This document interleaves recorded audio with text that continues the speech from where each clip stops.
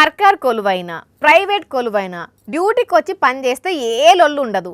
పైన ఉండే పెద్దోళ్ళు కూడా ఏమనరు. కానీ ఏదన్నా పనిపడి సార్ మేడం రేపు జర లీవ్ కావాలి ఊరికి పోతా మీరు పర్మిషన్ ఇస్తే అని అడిగినరు అనుకో, ఖతం ఫేసులు మొత్తం మారిపోతాయి.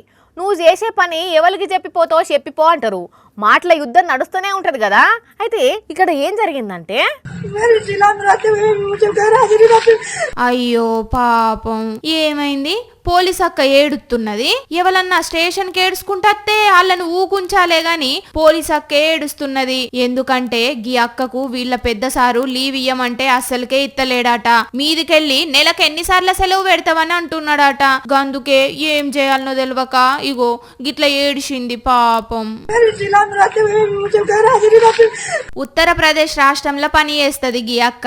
వీళ్ళ అమ్మకు పానం మంచిగా లేకుంటే గీ నడుమ జర్రంతా ఎక్కువ సెలవులు పెడుతున్నదట. అయితే మళ్ళోసారి సెలవు అడిగేసరికి పెద్ద ఆఫీసర్ తిడితే ఇగో గిట్ల ఏడిచింది. కానీ చూడుండ్రి, కొలువులు చేసేటోళ్లకు సెలవులు కావాలంటే పరిస్థితులు ఎట్లా ఉంటాయో. గవర్నమెంట్ కొలువులు చేసేటోళ్లకు సెలవులు కావాలంటే ఇబ్బంది, ప్రైవేట్ కొలువులు చేసేటోళ్లకు ఇబ్బందే అని అనుకుంటున్నారు గీ వార్త తెలిసినోళ్ళు.